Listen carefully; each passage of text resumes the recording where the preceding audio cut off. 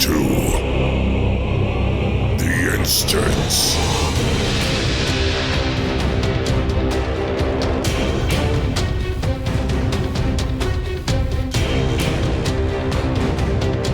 Hello, everybody. Welcome to The Instance. That's the December 2024 episode of The Instance, technically episode 673, if you're keeping track at home. I'm Scott Johnson, and I'm here with Bobby Frankenberger. Hello, Bobby. Hello, Mr. Scott Johnson. How have you been doing in World of Warcraft? I has been good in World of Warcraft and out of it. Been very busy, though. We're exactly a month, by the way, since we last recorded, 23rd to 23rd. And, yeah, it's a little weird, though, doing this literally Christmas Eve, you know? It's strange. It is weird. Yeah. Yeah. Are you done? Are you ready for family things and you're all caught up and all you have left is just Mythic Plus? You know what I mean? Yeah, this is the last thing I have to do, this recording right here, before we before I get to officially start my holiday break. My kids were finished school. Friday was their last day, so they started. I did had a bunch of stuff to do over the weekend. I got ahead with the other podcasting stuff that I do. We recorded extra episodes so that we could take the week of Christmas off. And then after today, got a lot of holiday stuff. Yeah. Making cookies, making ice cream. That sounds good. Wait a minute. You have a tradition of making ice cream for Christmas? Oh, I love to make ice cream and sorbets. Ooh, big fan, yeah. Something that I do a lot. But it's summertime is best. Spring and summer, and then a little bit into fall is best time for sorbets. But when it gets cold around Christmas time, we make the ice cream. Get yourselves fattened up for winter with eating a ton of ice cream. See, I thought you were a Mythic Plus pug nerd, but really you're an ice cream sorbet nerd, you know? I'm all kinds of nerds. That's Scott. true. You've got a list. I am my nerddom, it has many faces. Yeah, and this is one of them. Yeah. Well, anyway, we're glad to be back. Glad you guys are here. Thank you for listening. As you know, we promised 6 of these as our first initial output of the Return of the Instance, and this would be episode 5 of those 6, which is crazy. Yeah. If you think about it, that went really quick, I think. At least it feels like it. It does feel like it. Yeah. Episode 5 and also episode 673, in case you're confused. Yeah. There should be, it shouldn't be confusing at all. I mean, I honestly thought about, I don't know if you've talked about this, I thought about restarting the numbering, but that just seems silly. And then I was like, well, maybe I just don't number them anymore. And then that seemed weird. So I just said, I'll just keep going with the number we had. And we started with 666. And look, it's simple, everyone. All you have to do is take the number that you see on your podcast app. Yeah. Subtract 668 from that. Easy. And that's the episode number that we're at. Yeah. Simple as that. Easy. Simple as that. I hope you're all making notes because that's the only way you're going to keep track of this stuff. Well, we're excited to be here. We got a lot to talk about. Been a busy month, and for me, it's meant way less time in the game than I would have preferred. I would have liked to have been in more. I also got really sick at one point this month, and I know you dealt with something as well, so we were both kind of down for a bit of that. That sucked. I hated that. Not we both fun. Got sick. I showed up to raid still. Scott did not. You did. You sure did. You were. You know what? You braved it, and I was impressed. Like I don't know what. By all accounts, I think you had it worse than I did. I had a fever and stuff. It was gnarly. I actually didn't have any kind of fever. If you've got a fever, then you need to rest. That's your body saying, take it easy. Maybe only do 5 Mythic Plus runs this week. Yeah. But that meant I've only gotten two of our 4 raid nights in this month because I was sick one of them, and then the other one I had a surprise bunch of family here, and I had to do that.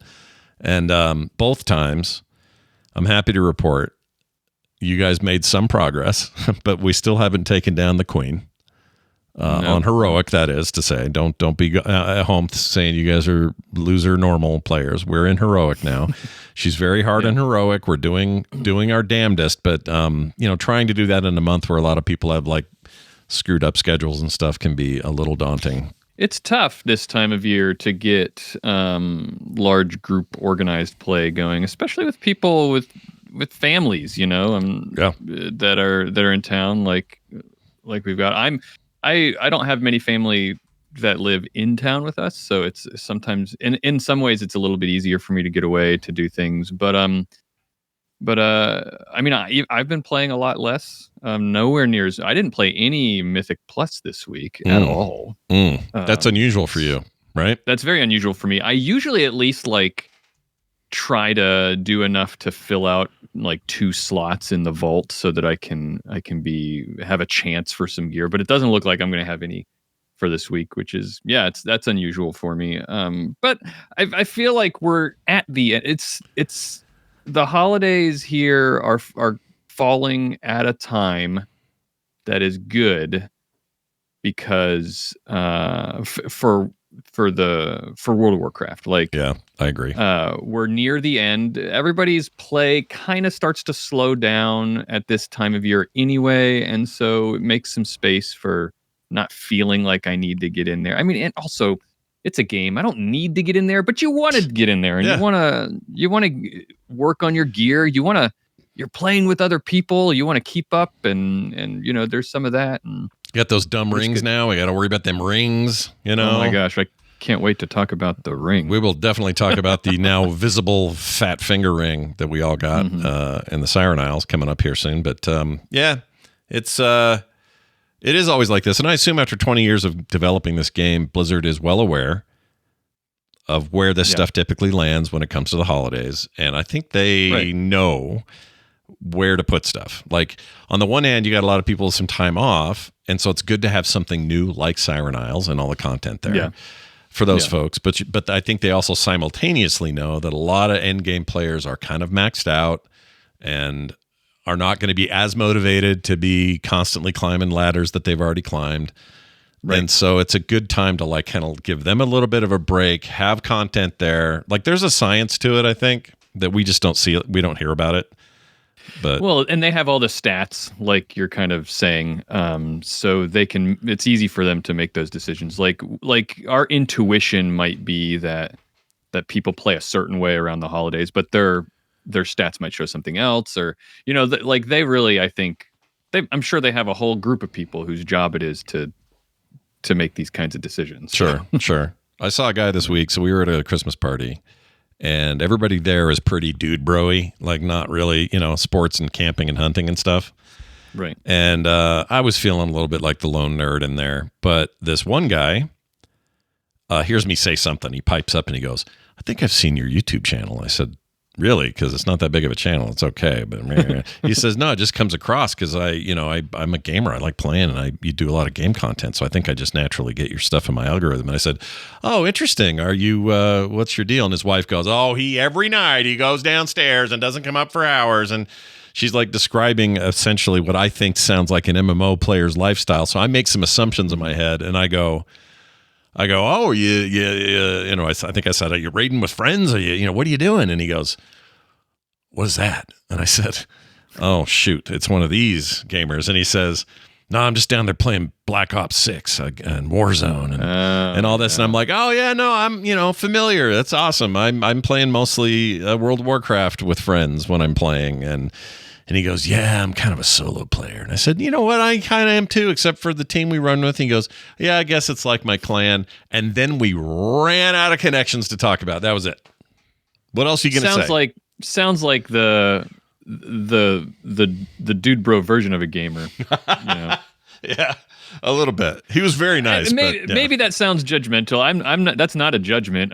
I know a lot of people who are you said it was a bunch of dude bros there. I know a bunch of people who are like that, and they, in my experience, that's the types of games that they get into, which is fine. Yeah, all games are games. They're all valid. They buy Madden every year, and they play Call of Duty every year. There's a reason people buy them every year. That's their game. Yeah, and it's totally fine. Cater to that audience. And now Microsoft owns both, so burning that candle at both ends. We're Good all job. part of the same family now. Nah, that's the way of looking at it. Also, I do like that you always say no shade against those people, but I like Bobby's never been a guy to not say what's on his mind, even if somebody in the room might go, "Whoa," you know what I mean? So I could have used you there, is what I'm saying. I could have used a little bit of honest Bobby in the room. Would have been nice. I don't do it on purpose usually. I just put my foot in my mouth a lot. Sure. Then you backtrack, and it's okay. This is what makes you a true blue-blooded. Blue-blooded? You're a blue-blooded man. I don't know what that means.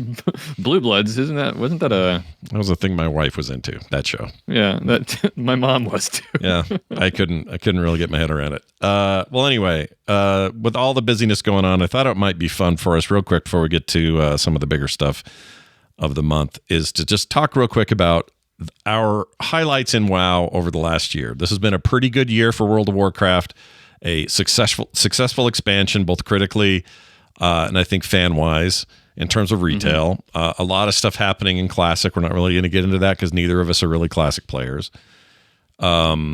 However, there were moments for me that really stood out. And for me, it's this. It is the return of Chris Metzen and getting to see what he's been working on for a year and a half.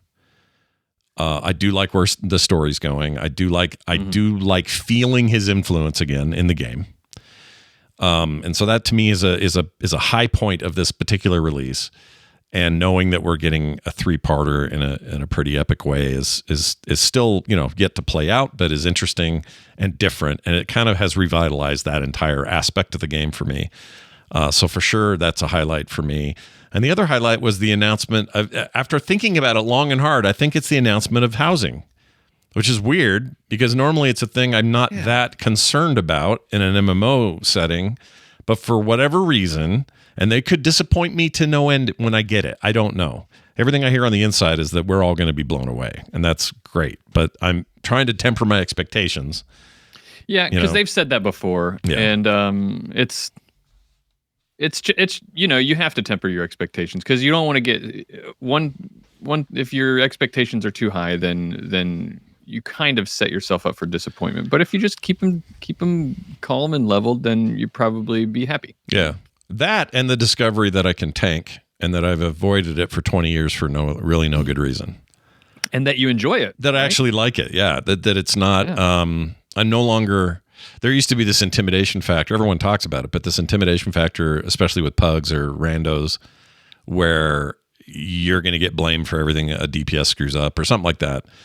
And it's just never going to go your way, and you're going to get trashed because you need to be there, you have to be there, and people resent you for being able to get into queues quicker. Like all of these weird social aspects of the way tanking works in the game and healing to some degree. And I let those misgivings based in not much truth kind of control whether I was ever going to give it a shot. And finally giving it a shot really paid off for me. I really enjoy it. It's to the point where now I'm like, I think this might be what I play for, at least like that I seriously play for the next few expansions. Like I can't see myself maining a DPS right now. I can't even imagine it. And that's a weird feeling. And even when I'm out in the world doing stuff in Ret Pally mode, I just, it's fine killing stuff faster, whatever. But I know that night I'm going to tank. And it feels good, and I know what I'm doing, and I know how to do it, and I got the dance down, and sometimes you get a weird thing thrown at you, like this queen dance has been interesting to get our heads around, but now that we're kind of there, it's like really rewarding.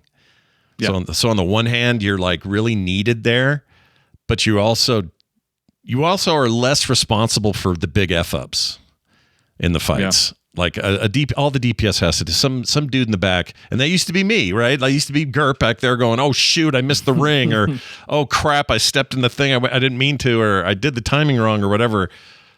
Some of that's happening with tanks, but very little of it compared to what they have to deal with. So part of me is like, "Oh man, I thought I was doing the thing that was the least resistance," but it's kind of not. I'm not saying tanking's easy. I'm just saying the game needs you up front, taking damage, taking threat, and passing threat to the other tank. And if you're a single tank in a dungeon scenario, you just have to know when to do what and when and how and whatever. There's mechanics to it. All of that stuff is true, but it's not this intimidation nightmare that I had set up in my head. Yeah. And I'm glad I didn't do that. It's not. And it's getting, it's to the point, I'm going to end up talking about this more when we end up talking about Mythic Plus and a lot of the changes that are happening and some of the background behind it. But I do believe that in the dungeon world, being a tank is kind of the best role to be playing right now when you're doing Mythic Plus, but also one of the cool things about tanking in a raid is and I joke sometimes when we're raiding, and anybody who might have seen some of my streams or Bo Schwartz's streams of or Tanner streams of our raids might have heard me say before that a joke that we're tanks and we don't have to pay attention to the other mechanics. Yeah. And I joke, but in a way it's kind of true, because the reality of it is, the way it always has been, is that I sometimes feel like the two tanks are playing a different game. Yeah.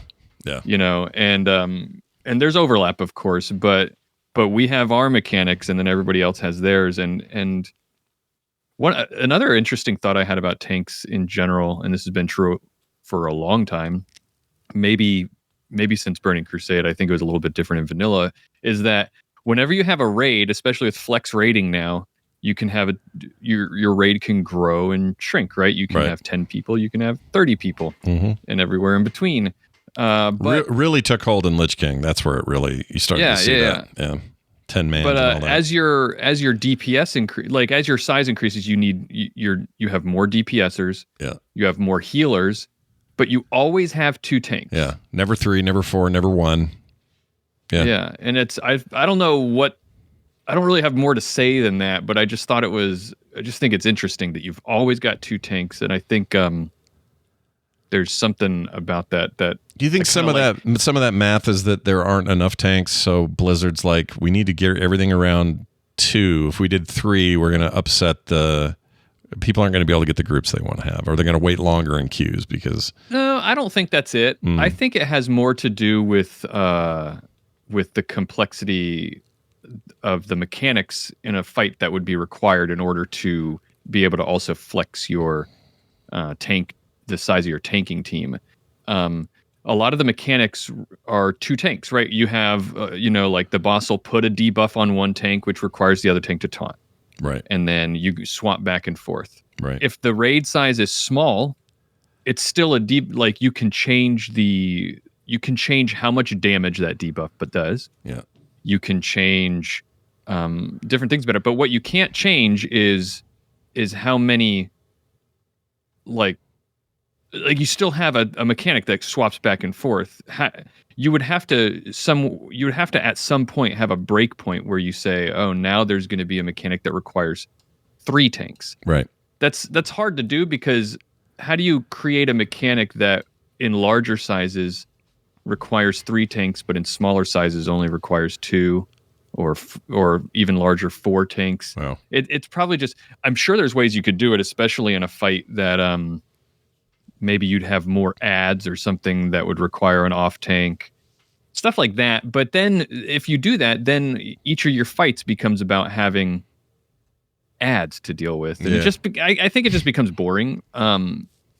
So maybe there's a way to do it, but I think just mechanically, you have to build a fight around 2 tanks, and you have to know that there's a certain number of tanks that are going to hold threat and everything, and do what they're going to do.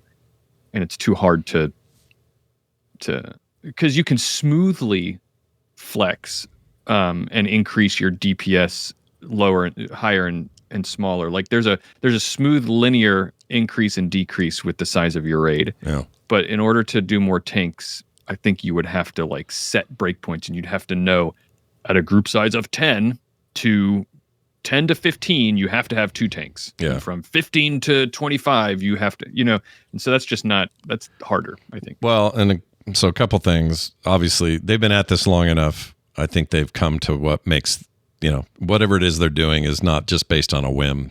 They've learned over many years. Like, I don't even remember the 40-man content in vanilla, how that worked tank-wise, or in classic now. I don't know. Is it more than 2 tanks and a 40-man? I don't know. I didn't raid back then, but I know that I remember hearing people talk about that I knew who did raid, talking about it, like situations where you might have 3 or 4 tanks. But I think those were special strategies that I still think it was built around the idea of having 2 tanks. It's just sometimes you would, because the raids were so big, having 2 DPS or 1 extra DPS switch to a tank wasn't going to like dramatically affect your overall damage. Yeah. So you might say, well, let's just have another person put on a shield and a sword and switch to tank spec. Deal with these ads or whatever. So we don't have to. Yeah, I could see that. I mean, back then you had, raid leaders are like the more dots guy, where they just, you didn't know what they have to do, and his whole job is to like just army general this stuff and make decisions like, we're bringing an extra tank because you guys can't handle your ads. So there was a flexibility that I think is, I understand why people are attracted to going back to that, but I kind of prefer the more structured thing now. Yeah, it's not for me, but I get it. It's kind of neat to think that there was like one person who was in the raid but really didn't do anything.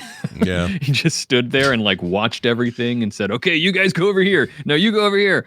They're like the coach on the field, yelling at the players, Yeah, it's like the arena teams. They got a sixth guy. The 5-man arena teams are just, 5 guys playing and then one dude standing behind him going, go left, go right. I don't know actually how they coach that stuff. I have no idea. Yeah. But, well, anyway. The other thing I was going to say is it gets to the point. It is such a different game for the tanks, especially this particular raid, that there are a few things happening that I'm not sure what the DPS are supposed to do. Like we'll be playing and I'll go, you guys are running out with the green rings on you for some reason.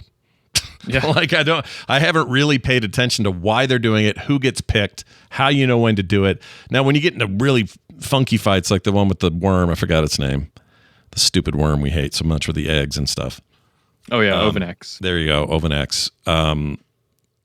That one you kind of you're forced into seeing every freaking detail of what has to happen, because that's the beast, is to deal with it the way it is, and there's the way markers work and who's marking what and all that. Like, you have to pay attention.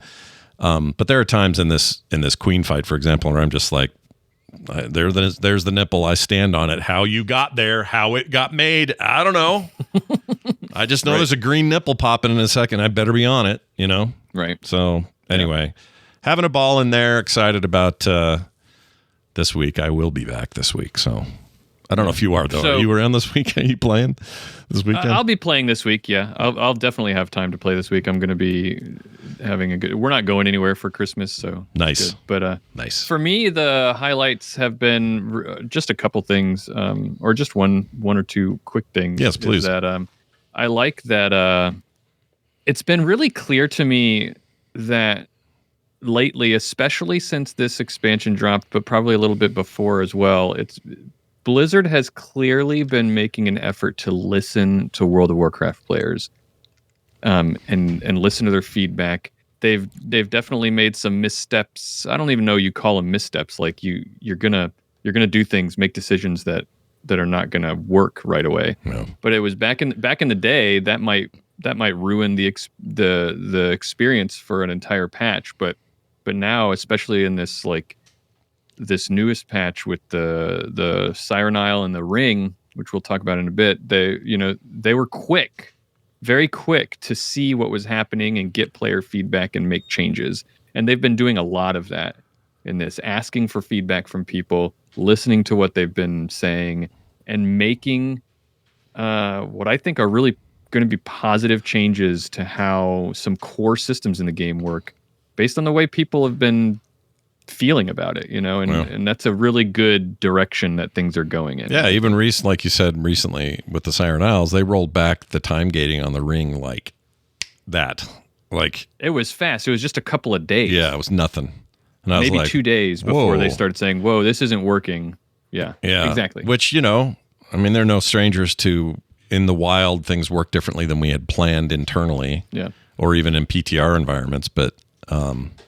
Yeah, I agree. That is a highlight of this particular, or maybe even everything since Shadowlands feels like they're more attentive to what people are saying. Yeah, agreed. In general, agreed. And Delves. That's my big highlight for this expansion so far. Is Delves. Delves are great. I forget because right now I don't want to run them at all, but it isn't because I didn't run the hell out of them and loved what they brought to the game. Yeah, I just am to the point where I'm like, okay, I don't want to I need something new in there, just freshen things up. But I agree with you. It's a big highlight of the year. for sure. Yeah. That'll be different next expansion, I think. Yeah. I know you personally you don't have a lot of sources for Gilded Crest because you don't do a lot of Mythic Plus, which that's my goal for season 2 of the War Within, by the way, is to get you into more Mythic Pluses. I'm gonna You need to do it. I want to be converted. Again, it's another thing where I have some biases built on probably sand instead of stone there. Yeah. And I totally get it. It's just, you just got to get in there. And I think you just need to find the right person to either walk you through some pugs, because pugging, the world of pugging, if you're able to do it, is pretty cool. And I think it's going to be even better with some of these changes that have been made. Yeah. Anyway, the point I was making is that delves, they're by all accounts in 11.2 or 11.1 in the next patch, they're making it so that you can earn Gilded Crests by doing delves even. Oh, well, then I'll be doing that more. Yeah. Because getting them now is slow and, painful because I'm not, like you said, doing Mythic Plus. Well, that's good. I hadn't heard that, so that's good to know. We'll get to that here in a minute, some of that other stuff. A couple of quick highlights. I don't know if you saw this, but Blizzard sent us this. Well, I say sent us. I got an email with this. Personally. Yeah, this is also very public. But they basically did an infographic, and I love infographics. Huge fan of breaking stuff down. I just love the way these numbers all fall out. And these were interesting this year. 8.3 billion total played hours across all games and platforms from 2024. So that's WoW, but it's everything else too. It's Diablo and whatever else anyone is playing in the Warcraft universe or the Blizzard universe. And that is more than, they also put in here, more than 378 million total messages sent. That's crazy. Although maybe a little low compared to what I thought. You know what I mean? 378 million total messages over this year. Yeah, and it says it would take 60 years of nonstop reading to finish them all. I mean, I get the size of it. I would have thought that had been in the billions, a couple billion messages. Like, because we're talking about BattleNet and all the internal game messaging, and maybe it's because people use Discord so much now and there's less of that. I mean, that's roughly 1 million messages a day. Yeah. And what's your player base? And this is across all games, I'm assuming. Right. So yeah, they don't. Do they say? They don't say, but I assume that's what they still mean because it's a BattleNet icon on there, so that's probably it. Yeah. I bet you if they were able to somehow look at Discord, then it would be ridiculous. Oh, it'd be off the charts. Because I don't chat with people in game hardly ever. Mm-mm. Occasionally, our Discord groups, Yeah, occasionally I'll have a little guild conversation or something, but for the most part, it's in Discord. Another interesting one here, a little more on our on what we're talking about. 4.5 billion spiders and Nerubians killed. That number of spiders weigh around 100,000 pounds, which is the weight of a North Pacific blue whale. That's a lot of spider. But, not really. That's wrong. Because that's Earth spiders. I thought of you, by the way. I saw this when I went, he's going to find some scientific bullshit here, just under the surface, and you're doing it, and I love it, dude. This is what I want. Well, that's just spiders on Earth. That's what they did. Was they said, about how much does a real life spider weigh, and then they multiplied that by 4.5 billion, and that's what they got. But I've seen the spiders in World of Warcraft. There's no way. They weigh hundreds of pounds. Yeah. No, I mean, that's why I was glad. I'm really glad you said it, because I was gonna wait and see and say, is he gonna? Because you got to ask these questions. What's the point of having an infographic if you're going to give us information that may or may not be well thought out and scientifically, rigorous? Yeah. Do your work. Yeah. Let's see your work, Blizzard. Sure. There's a few other things here. They're mostly non-related to WoW, but I just thought this Diablo 4 one was interesting. Over 1.7 trillion all-time demons killed since that game launched. That is a lot of demons. So I saw the disparity between the number of spiders killed versus the number of demons killed. Yeah. So, it was like 4.5 billion spiders and 1.7 trillion demons. Yeah. That's 3 orders of magnitude more. Yeah. That's insane. And I thought, what in the world is going on with Diablo? But then I realized, oh yeah, that's when you play Diablo, that's what you do. Like, you log in and there are like 5 demons there waiting for you to be killed. Yeah. For you to kill them, and that's just the first 5 seconds of the game. Yeah, Like, and then it's just, again like, later on, constant. you've never got less than 10 fighting you at once from about level 2 forward. And then it's like way more than that. And then I assume they're counting little bugs that hatch out of things that are all part of your AoE kills. And this isn't that shocking. But it's also a good reminder that a trillion is a lot. Because when you're only talking about 1.7 trillion, so it's easy to get into this mindset of, well, that's just one. You're like, no. This is a big number. How many blue whales would that be? They didn't make the comparison, but I guess I'm not surprised. Although you could make a demons. You could how make many demons can you fit on the head of a pin? You could okay. You could make some assumptions. There are demons that are humanoid, weigh about what a human weighs. Yeah. So you can get some good averages there, and then you have big old like horsey looking demons. Those are probably like bison level weight. Some look like bison, in fact. So you could probably much easier find this total and have your comparison than the spider one, because the spider one just has no real life comparison. There are no giant. Well, I don't know. So demons, aren't they sort of like embodiments of sin and different feelings and all that kind of stuff? Yeah. So what is the hatred? what is the weight of sin? How much does hatred weigh?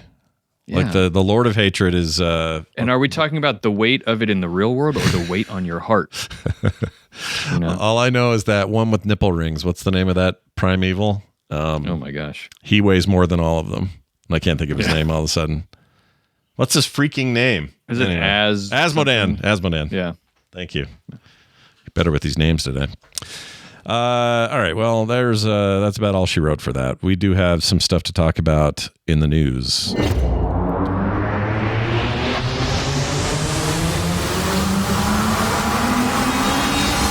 Big news of the month. Well, we got some takes on the whole Siren Isles business, helping the locals.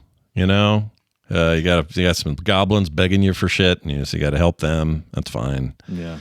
You got some earthen who need some things done. A couple of humanoids that are less annoying.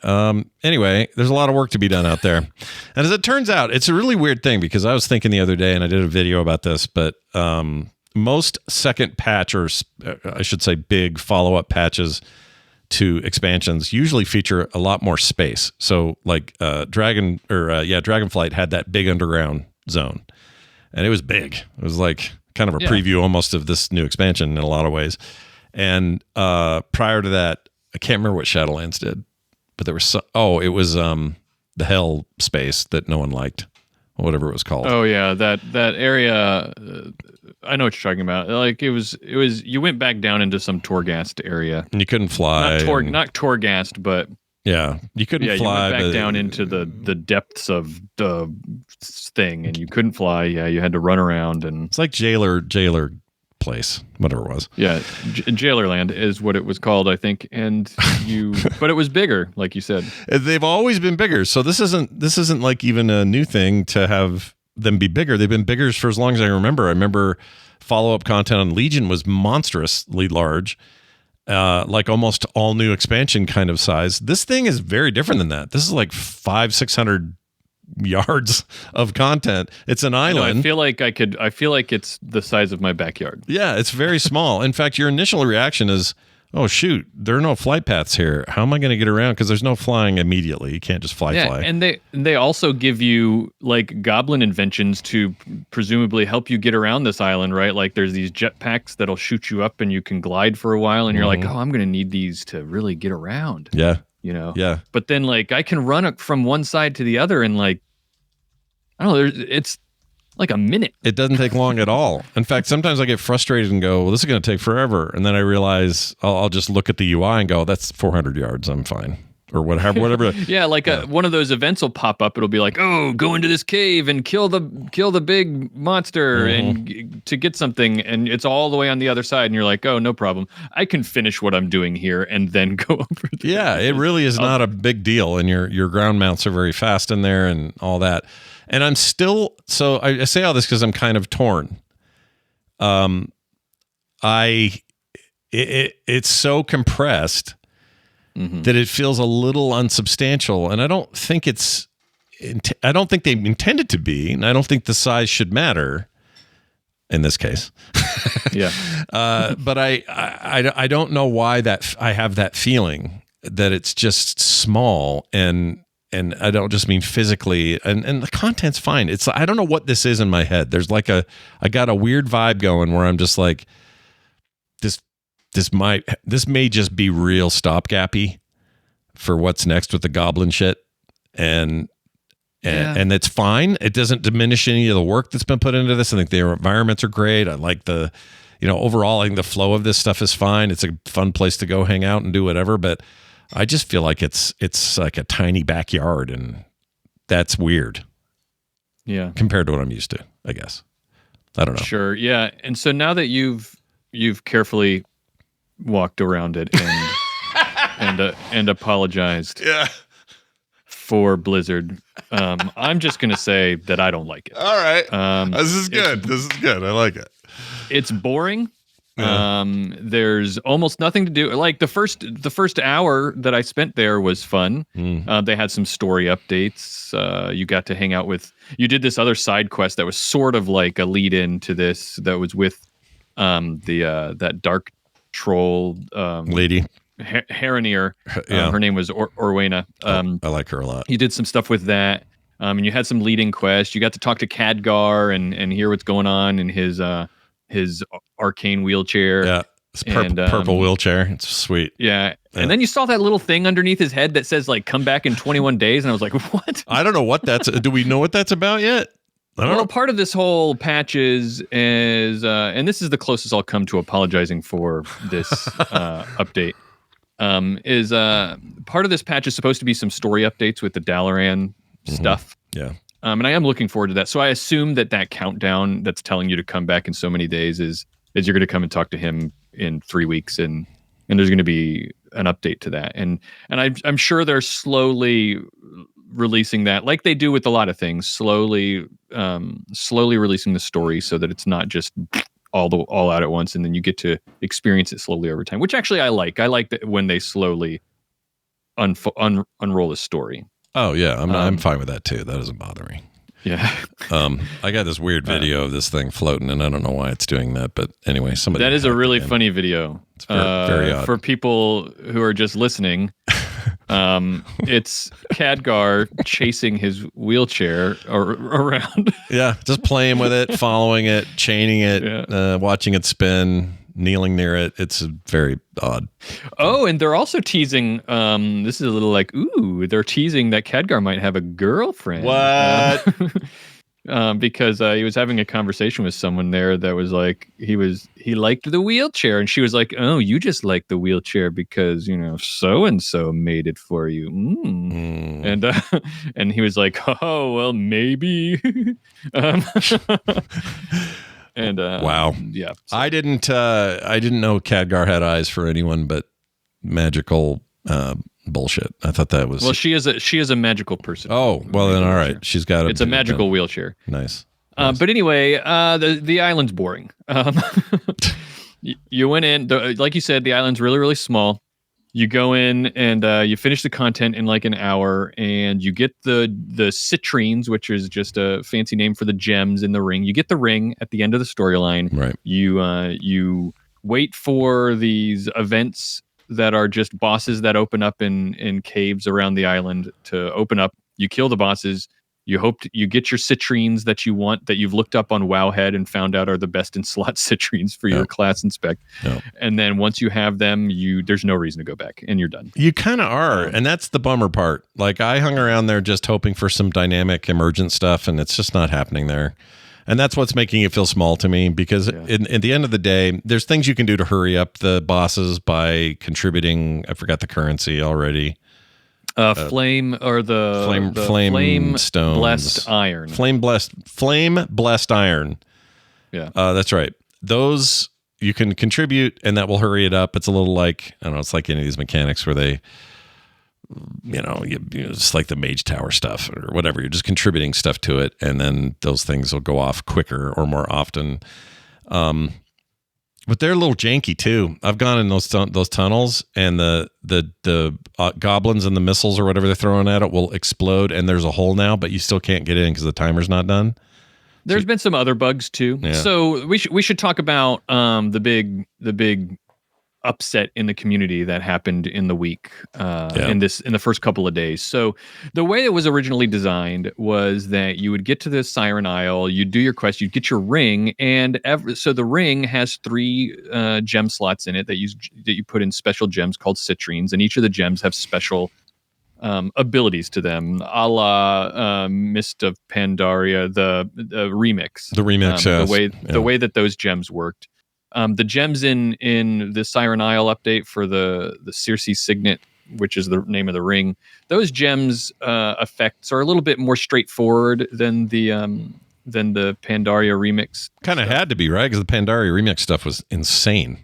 Like, and it was meant to be. It was meant to be just like go wild, but they want this to actually balance and be something that people are going to use in actual content. So they needed it to be a little bit more straightforward, which was fine. Totally fine. Everybody had it all. We knew what the effects were going to be from the PTR. People had done all the simming, and everybody kind of knew what their best in slot citrines were going to be for their ring. But here's the thing: when it launched, you weren't going to be able to get all the citrines all at once. In fact, this first week, when you got in there, you could get 3 of them. Each of the 3 events that happened, which you could do 1 for the goblins, 1 for the Arathi, and 1 for the earthen. Right. And so and you could do them fairly quickly. They all came out and rolled out pretty quickly, but you could get one specific type of gem from each of those 3 things, and also 1 gem was available to buy from one of the vendors. So there were 4 gems available in this first week. Right. And then presumably the gems that were available were the same for everybody, regardless of whether it was useful for you or not. They were the same 4 gems for everyone. Yeah. It's annoying. And so I didn't like that. If none of them were gems that were useful to you or were going to help you, then you were just out of luck. Yeah. And so what happened was, and I started hearing this from everybody that I knew, I got onto, my raid team, and I said, hey, cool, I got this new gem. I leveled it up to item level, 642 or whatever it was. It's the best item level gear that I have. I got a big stamina boost, and I got this cool ring. It's increased my haste by a bunch. I was like, this is a great upgrade for me. Everyone else that I talked to said this ring is terrible. I think there was someone in my raid who said that literally upgrading from their item level 619 ring up to the 642 new ring, they were going to get a 30,000 DPS loss. Jeez. So your eye level goes up, but not your freaking the point of it. Yeah. Because it's all dependent on the gems. And so none of the gems that were dropping were good for them. And everyone I talked to said that it was just, they were all DPS losses. And so that's when the complaints started rolling in. Yeah. So again, we said at the top of the show that one of the things that I really think has been great about Blizzard is that they've been quick to respond. So what did they do? They said, you're right. This ring sucks right now. And because it was going to be good. It was going to be good, after some time, after week or day after day, and eventually you were able to finally get all the different citrines. Eventually you would have the ones that you liked. That sweet Blizzard time gating that they're so fond of. Yeah. So that's what was happening. They were time gating the discovery of these, or the finding of these gems, but the ring's effectiveness was so dependent on the gems that almost nobody wanted it. Yeah. At least not right now. And so that's not very fun, right? Everybody's excited about this ring, and you're going to go in there, and that's what you're there to do pretty much. And nobody was able to get a benefit from it for the first week. Yeah. Now also every week they're going to increase the item level of the ring. So that is a reason for me to go back. I have to admit that I will be going back at least once a week to do the weekly quest. Yeah.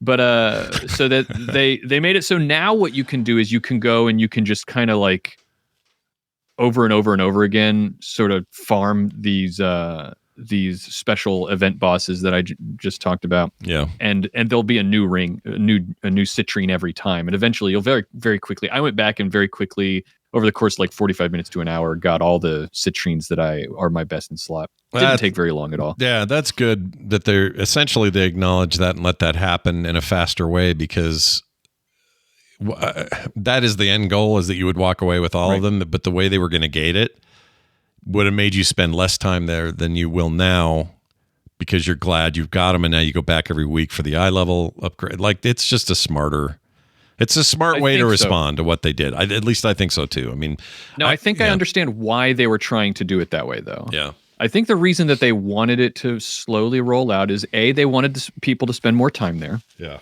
Which is okay. I get it. Also, I think there was the story of this island it's supposed to be kind of mysterious. And there's this sort of mystery about discovering how everything works, and that every week there's supposed to be like a new group, or they call them a culture of invaders. So like right now it's the Vrykul are invading the island. Right. That's the event that's happening. So presumably next week there's going to be a different culture that are invading the island. Everybody's seeing this island has been recently discovered, and so everybody wants to check it out. Everybody all over Azeroth. Right. And so we're doing what we do as players and saying, no, only we can explore it and you can't. Yeah. So, I mean, I like it. But to be honest, it's a really small island. Yeah, it's really small, you guys. Like, it's not an island like this isn't Honolulu. This is more like, what's that? This is more like something freaking Tom Hanks found in like Castaway. It's a little dinky place. And there's just not a lot to it other than what it does have. Like I say, I'll stand by this. What it has is fine. It's just not substantial. Like, there's nothing there that makes you go, stay here. It's amazing here for the next thing until the new patch drops. You can't go anywhere else because this is so good. You're not going to get that here. And I will admit, in some ways, maybe that's better, because I kind of like that I don't need to be there, because the holidays are busy. And I might be more annoyed if I felt like I needed to get over there and do a bunch of stuff. Oh, good point. Because I don't have the time. Yeah. That's a really good point. So yeah. So it maybe at the end of the day, this is the best. But it got all hyped, and I was excited to see what it was all about. And I was like, oh, okay, cool, done. Yeah. Yeah. But people who do have more time, see, this is me doing what I said I accused you of doing. I am apologizing for it a little bit, I guess. Well, people who do have more time and want to be there have more stuff to do, because you can farm there's a bunch of pets and mounts and cosmetics that you can get there. And so you can go in and farm all the flame blessed iron that you use to buy all that stuff. Yeah. And they figured out you need like 86,000 something. The community figured it out. And so get in there, farm your 87,000 flame blessed iron, and you can buy everything, and then you're good to go. Yeah. You're good to rock. And then before you know it, we'll have a proper patch. Yeah. Before you know it, something fun will happen. Yeah, you just got to wait around. Sometimes, like a bad party. If you stay around long enough, you know. I was at a party the other night, dude, where we were doing. Have you ever played left, right, and center? Where you do like a bunch of quarters. So everyone starts with 5 quarters. I think it's 5. You have these 3 dice, and on them are either an L, an R for right or left, or and then a star or a C, which means center, and then just like a dot, and the dot means you keep it. So what you do is you roll the 3 dice. As long as you have 3 or more quarters, you roll 3 dice, and if one says R, one says L, and the other says C, well, then you move a quarter to the guy next to you on both sides, because both L and R got rolled, and the dot or the star or the C means you got to put 1 in the main pile out front. So it's like a pot, right? And you can play that way where there's nothing else in the pot. It's just whoever wins ends up getting all these quarters or whatever. But it's always whoever's the last person with a quarter wins. And you can have a group of like however many. We had like 20 people in there. And I didn't know this was going to happen, because as we're going along, it's just quarters. I'm like, that's kind of fun. Then suddenly the person in charge throws a $100 bill in there, like in the pot. Oh my God. And then I thought, well, that's crazy, but all right, here we go. And then about 2 more rounds, another $100 bill in there. By the time this thing was done, $500 in $100 bills plus all the quarters, probably another $50 or something. Man, you rolling some It was high-stakes wild. circles, Scott. It was wild. It was somebody else's company party, but it was absolutely freaking wild that they were doing that. Anyway, Wow. I'm now a fan of left, right, and center. Anyway, Wholesome gambling. yeah, wholesome, good old fashioned, the way Grandpa used to do it, gambling. Hey, a reminder, folks, if you haven't gotten that Traders Gilded Brontosaur, Brutosaur. Brutosaur. I always say it wrong. It's leaving the store on the 6th of January, 2025. So about 2.5 weeks. Like a week and a half? Or week and a half, 2 weeks, something like that. 2 weeks. Yeah, you got like 2 weeks. Think Total Recall, 2 weeks. You've got 2 weeks, and then that thing is gone. Your $90 will stay with you. You will have retained your money and not spent it. Or you will. I don't know what you're going to do. Are you tempted at all, Bobby, at this stage of the game to go, yep, I absolutely, before it leaves, I got to go. I got to get it. I've been tempted. I have 2 weeks to keep to try to see if my willpower holds out. But what's helping me is that so many people in my various raid teams have all gotten it. So it's been helping me not have to spend that money. Yeah, when you have friends with the right car, you don't have to buy the car. It's like that. Right? Right. Yeah. Like we don't need a van. You have a van. Yeah. When I was in high school, I wasn't in a hurry to get my driver's license because all my friends had already gotten theirs. Right. So I could just mooch off of them. It's the same thing. Yeah. I can mooch off of all my raid teammates who spent $90 on this thing. Bruto mooch is what we call it. Yeah. I don't think I've said this because it was the last episode, but because this was a big topic last time, I basically said on the show, I don't remember if we've done one since, but I said on the show, I'm not getting this thing. There's just no way I was going to get it. And then right after the show, I got a donated to me from a listener of the show, sent one to my mailbox. And I was like, oh, I guess I have the Brutosaur now. And I wasn't going to turn it down. Or also, I couldn't turn it down. The money is spent. You're just going to have it.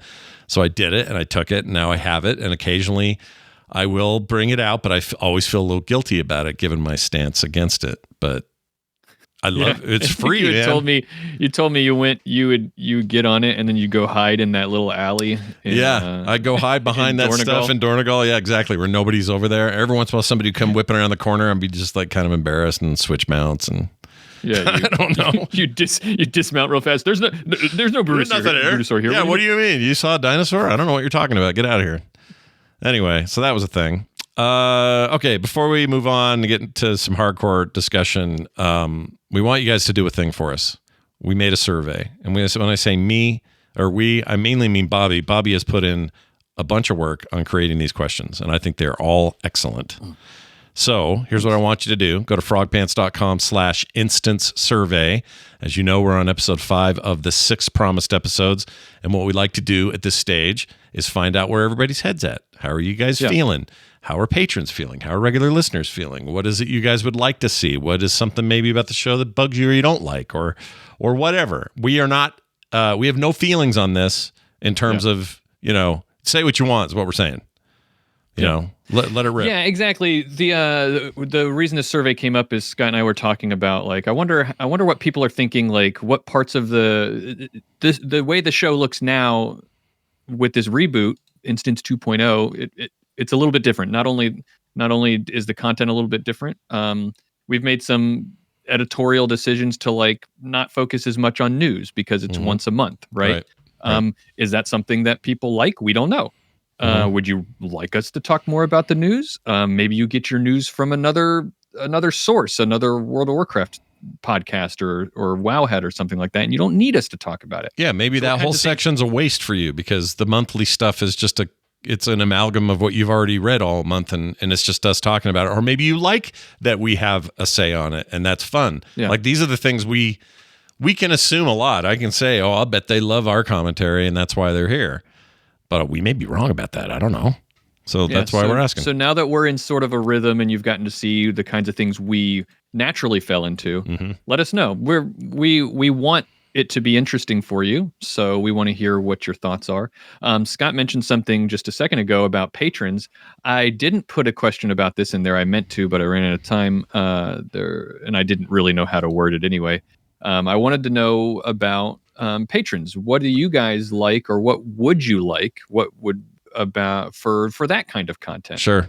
we're always thinking about that. There's not a specific question for that, but if you are a patron, or maybe you're not a patron and you would consider becoming a patron if there is different types, just more information for us. There's a sort of general, like, you got any extra thoughts question right at the end. Put stuff about that in there, and that would be really useful for us to read as well. Absolutely. And we're also reading any messages you send via, Patreon or any other method as well. So, we'll listen to all these sources, but this is a great way for us to put it in one place, get a little data, see how you guys feel. It's really easy to take. All you do is go to frogpants.com/instance survey, all one word. So again, frogpants.com/instance survey. And when you do that, you'll be presented with a screen. I'll show the video folks this right here. You hit that, off you go. You'll take the survey, you'll hit submit, bam. We don't keep any personal info. None of this has that. We're not asking for your email accounts. We're not asking for addresses. We're not asking for any of that. This is not a info grab by any stretch. This is more just like, hey, what are you listening to? What do you like? What other shows do you hear? What do you like about those? Like that kind of stuff. You guys understand. Right. You get the point.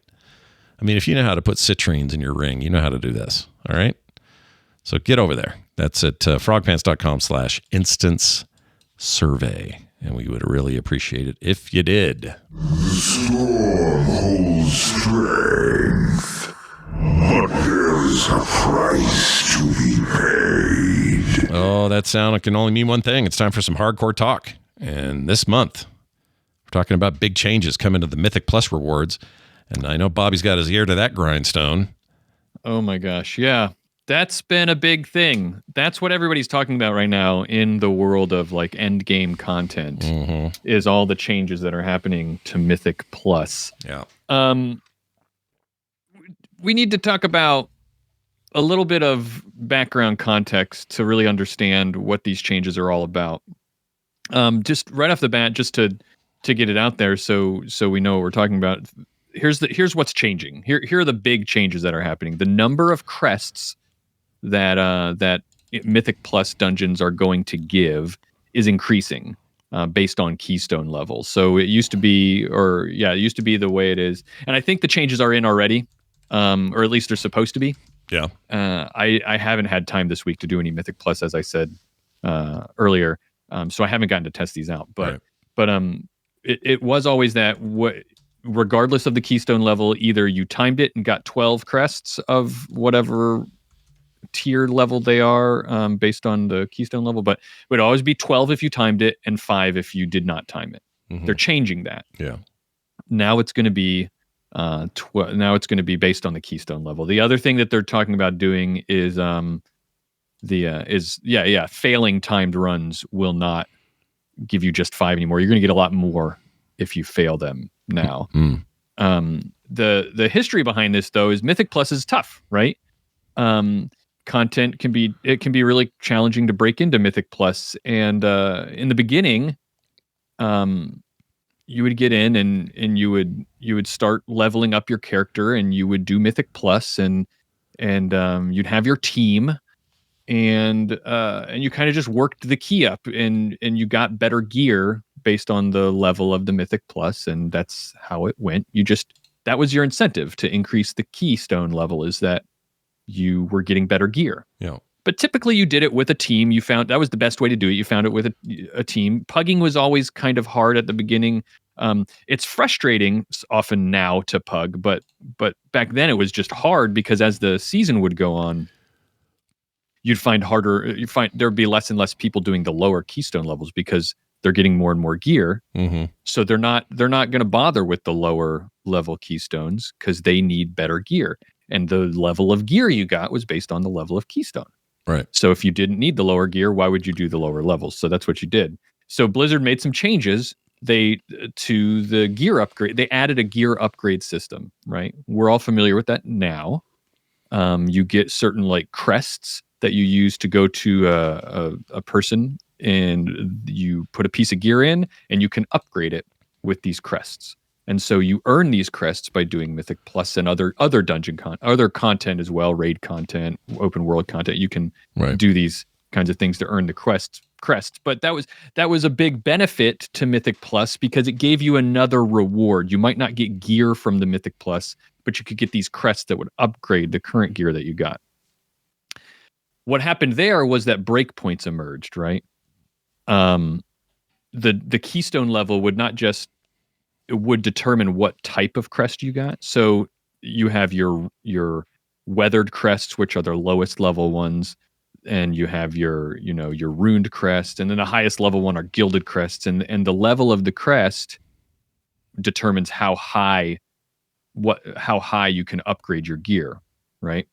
But you would have to, what would happen is you would have these, if you wanted gilded crests, for example, you have to do a mythic level +8 or higher. So if you combine this idea with the fact that timing a run gets you 12 and failing a run gets you 5, what happens is people who need gilded crests, they just run +8 mythics. Right. Might make sense because they that's what they need. There's no other options. That's how you get what you need. Right. There's no reason in terms of farming crests. There's no other reason. There's no reason to run a higher level mythic plus. Right. Now there's other reasons that have to do with the vault, but that's not what we're talking about right now. We're talking about gilded crests or crests in general. There are other breakpoints. Like you might need to run a plus. I think it's like +5 or maybe plus something like that to start getting runed crests.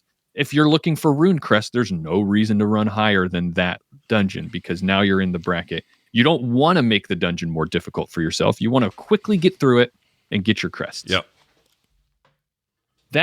The reason that became a problem is that it made it really hard to get into dungeons, especially if you were like a DPS. Yeah. Because you are trying, let's say you want some gilded crests.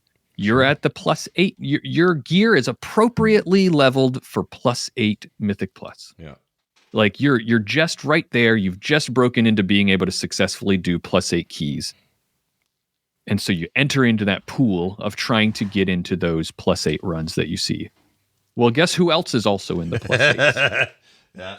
People like me who are able to do +11s and +12s. We're doing +8s too because we just want a fast run that's easy to get gilded crests. Yeah, no, I get it. So let's say you have a key.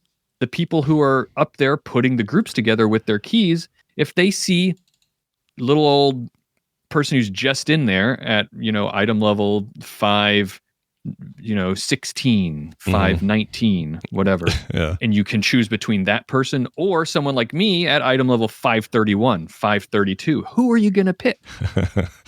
You're going to pick the higher level person. So these people who are geared well enough to do +12s and higher are getting picked to do the +8s. And it's way hard. It's really hard to get into Mythic Plus. Yeah. So Blizzard has been listening to this feedback, like we said, and so they've made these changes. So you still have the breakpoints +8. I'm using Gilded Crest as the example because that's the one that's in my head. But there are other breakpoints for crests. But let's say Gilded Crest, +8 is still the breakpoint to get into these crests, right? Yeah. But in order to every level you go above that. So let's say you're at +8, you'll get 12 if you time a +8, you'll get 12 gilded crests. But every level your keystone is increased within that bracket, you get 2 extra crests. So a +9 gives you, if you time that now, you'll get 14 gilded crests. A +10 will give you 16 gilded crests. Yeah.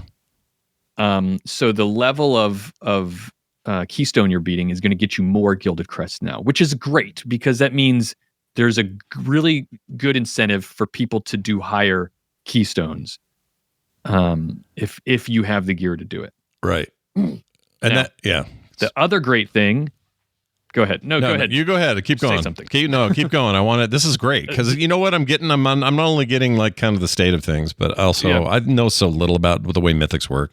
I just have never given it, at the time of day. So if you're going to get me into these in the next season, I'm learning something here. So keep going. Keep at it. So the other thing about Mythic Plus has always been that it's frustrating to run a Mythic Plus because you spend all this time trying to get into a group. Let's say you're a DPS and you finally get into a group after like 30 minutes of applying to try to join, and someone finally accepts you. You get in. And then 5 minutes into the run, you wipe on the first boss, and then everyone leaves. Right. And the reason that everyone's leaving is because, you know what? You wiped on this boss, you're going a little too slow, you're not going to time it now. Yeah. And if you don't time a Mythic Plus, you only get 5 crests. And that's not worth it to a lot of people. Right. So Blizzard made a change to that as well. They said, you know what? There's too much of a penalty for failing to time a run. So now what we're going to do is we're going to say whatever the amount that you would have gotten for timing it, now if you fail to time it, you're just going to get 4 less than that. Oh. So if you generous. If you fail and if you were going to get 12, like if it's a +8 key and you were going to get 12 crests, now if you fail to time it, you'll still get 8, which is great. Yeah. What this also means is, like, if you're running a +10 key, which is where I like to be, just to have a fun, casual kind of time, I run a +10. Yeah. Now I will get as many. That means 16 if I do it. I'll get as many for failing a +10 as I was getting for timing a +10 before. I'll get 12 for failing a +10, which is great. Yeah. What I'm hoping this is going to mean is it's going to make people a little bit more interested in doing Mythic Plus, because failing won't be as, like, it'll still be good for you to push through and finish it. Right. So people will drop out of groups less. More people will go and do it because hopefully groups will fall apart less. So less people will be disincentivized to even try in the first place. But also what I'm hoping is it's going to spread the player base out, and people are going to start running the keys that they're appropriately geared for. Because why wouldn't I try to run as high a level as I'm geared for so I can get more crests? Right. And that means more people pugging, which means more opportunities for you to be in there when you want to be in there. And it's not as hard to get in. You won't take 30, 40 minutes as a DPS to sit and try and wait for someone to hopefully get. I saw a meme one time that said, it was something like, it was like, oh, after a hard day of work, I'm looking forward to sitting down and spending my time having a horrible time trying to do Mythic Plus. Yeah, dude. Yeah, like that. Anything that the game can do to make that stuff less painful, obviously, I'm for it. But I hadn't really considered the impact on the player base as a whole. Like, it's always such a great time to be running, let's say, just basic face roll heroic dungeons the first week of the game. Right. Of a new expansion, because everybody's playing. So you have this like broad base of opportunity. And in Mythics, that's never felt like it's been there, you know? Again, limited access because I don't poke my head in there very much, but it always just felt like pretty exclusive club. It's either you and your friends or somebody you don't know, and you'll be lucky if they're on right now, kind of feeling to it. And I'm really, really hoping this is going to make the pugging experience better. Yeah. Because I am a big fan. It's not a secret anymore. I say it all the time. I love pugging Mythic Plus, and there's a lot of reasons for that, and I've talked about them before. But everyone I talk to, most people hate pugging Mythic Plus, and most of those people are DPS. And I get it. Tanking Mythic Plus right now in the pug world is very disproportionately skewed towards a positive experience for tanks. Sure. It's because the experience, like the positivity or negativity of the experience. That was an awkwardly worded sentence. I liked it. That was fun. Whether or not the experience is positive or negative for Mythic Plus is heavily skewed towards whether or not the tank is good or not. Mm-hmm. And that's a good and a bad thing for tanks. But if you get reasonably good at tanking a Mythic Plus before these changes, then you were gonna have a good time all the time, and you were gonna groups almost never fall apart for me, and it's because even if we wipe, I think people see, oh, this tank is decent, better than a lot of the other ones, so I'm not gonna drop because I want to at least finish this, or maybe there's still a chance for us. But if you see a tank that that is not doing a good job at tanking the Mythic Plus, you want to get out of there fast. Oh yeah.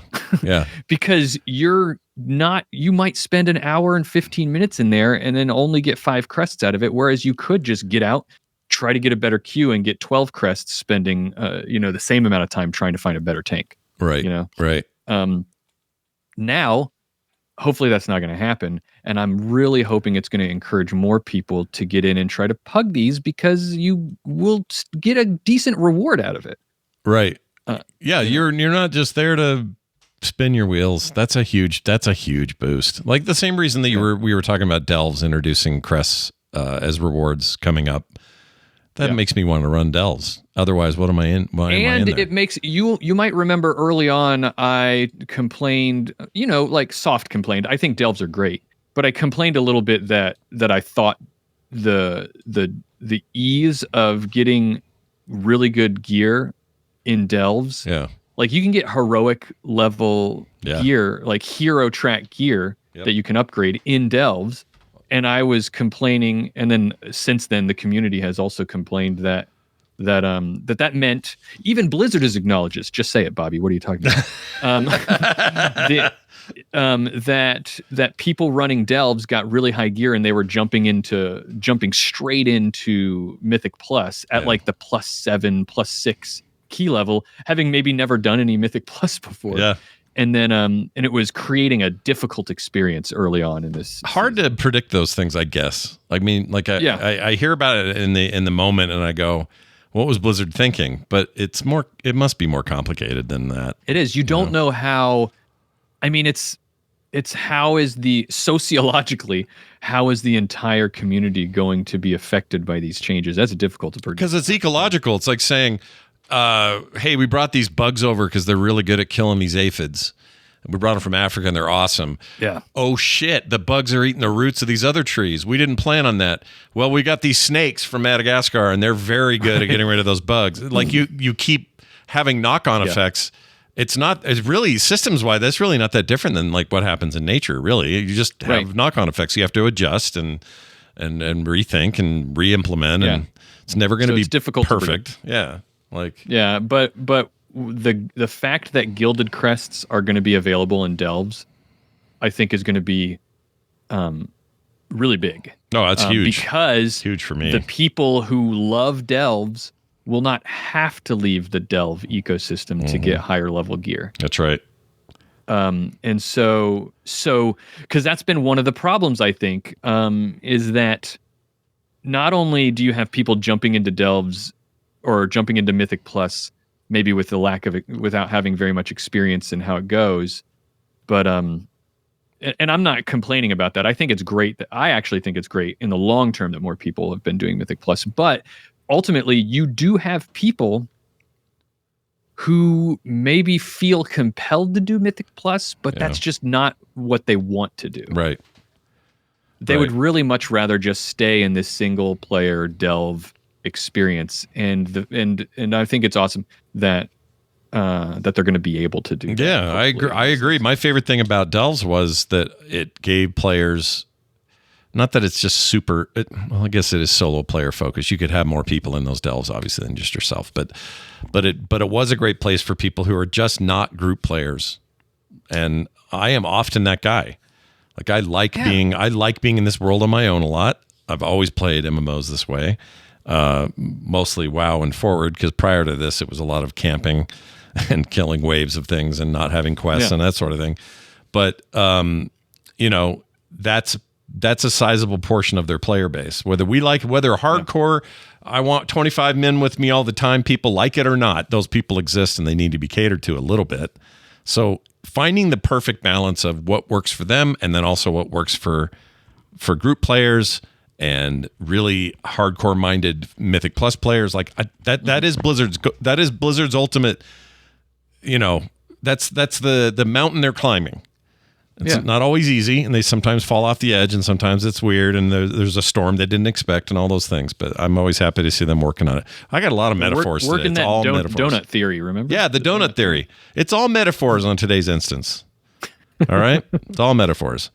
Well, all right. That sounds awesome. Blizzard also kind of, it's part of their whole, like, they've been listening to feedback. But they ran this survey, asked people how interested they'd be in Mythic Plus dungeons utilizing a death limit like Delves do instead of a timer, basically lives.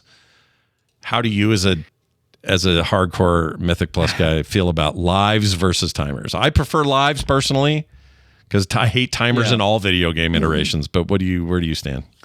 So yeah, just for a little bit of to clarify in case people don't know, what they did was they did this survey and just asked the player base. And this is exactly how it was worded, quote, "How interested would you be in Mythic Plus dungeons utilizing a death limit similar to Delves instead of a timer?" Right. All right.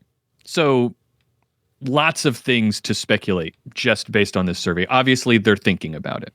Yeah. Could we, as Mythic Plus, and one of the things that I do think is great about this, whether or not, because to give a little bit of a peek about my thoughts, I think if I had to choose, I would like to keep the timer, but I have my own personal reasons for that. But what I do like about this survey is, again, what they've been doing with Mythic Plus all along is they've been seeing the problems and trying to fix the symptom that they see. Like there's a symptom, which is, DPS hate or have a hard time getting into Mythic Plus. Right. And they're thinking, what is the cause for that? How can we tweak things a little bit? But ultimately, they're not changing the overall Mythic Plus experience. Right. And so the problem could be just fundamentally how Mythic Plus is built. And you just don't know if that could be. Maybe it is. And so what I do like about this is that they're thinking more fundamentally about some of the fundamental features of Mythic Plus. Maybe the timer that we've been doing all along is the problem. Maybe we need to do something about that. But anyway, my thoughts are, I like the timer. I like how fast it makes things. I enjoy trying to figure out the route.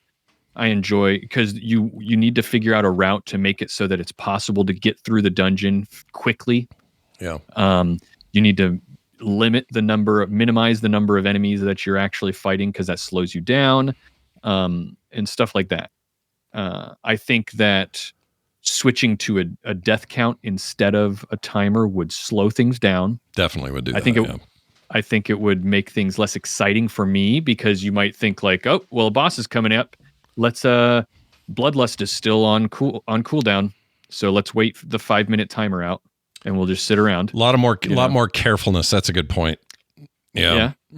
I think that's the thing that I don't like about it. Now, if I'm to explore the idea of what the benefit would be, and just try to play devil's advocate and say, well, why would this be a good thing? I guess it could be that that it would switch the meta a little bit. Right now, the way you build a Mythic Plus team is by figuring out the classes and specs and that can do the most damage in a short amount of time as possible. Like AoE damage is huge. Yeah.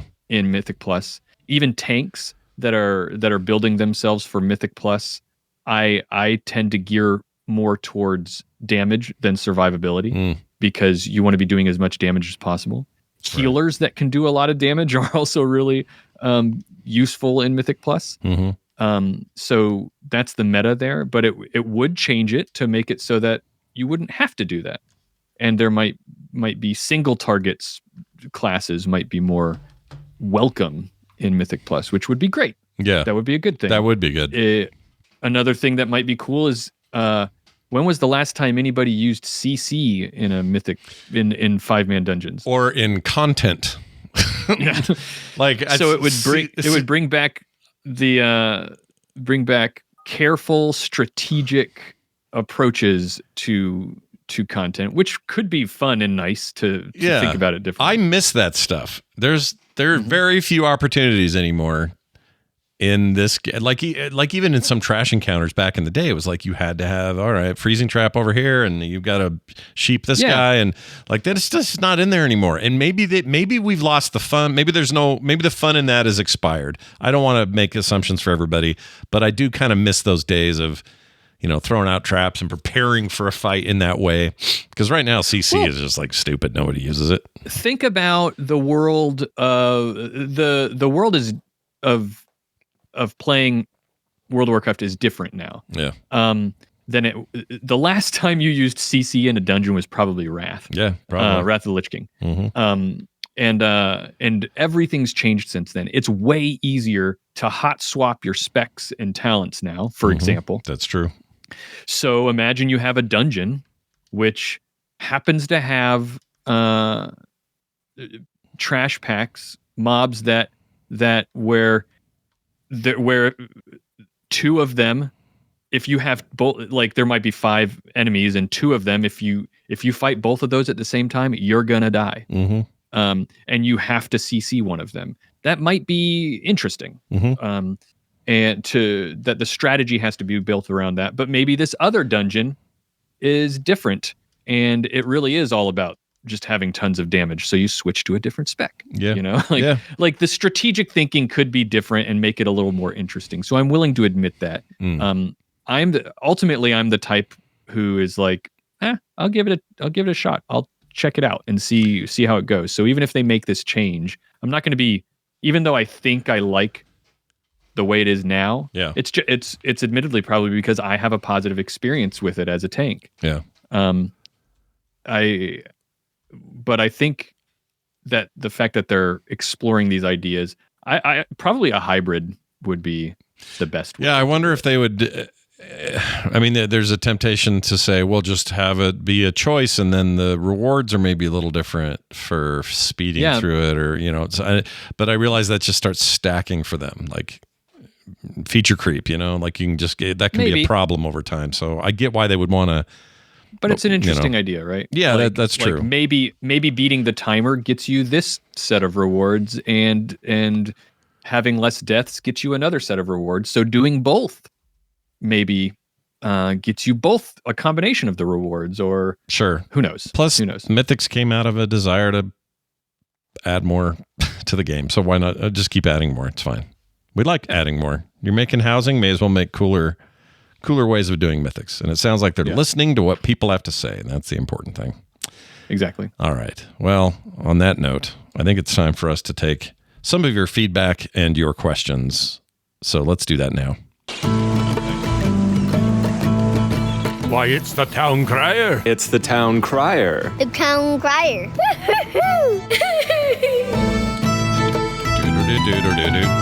Time for us to take your feedback via texts and emails and the like. And if you want to send us an email, you can, theinstance@gmail.com. If you would rather text us or voicemail us, you can do that at 801-471-0462. And we start today with one from Brian Hartzell.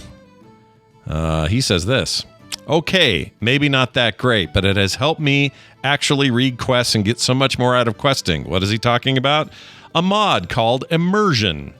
You can find it at CurseForge or wherever you get your mods. It's called Immersion.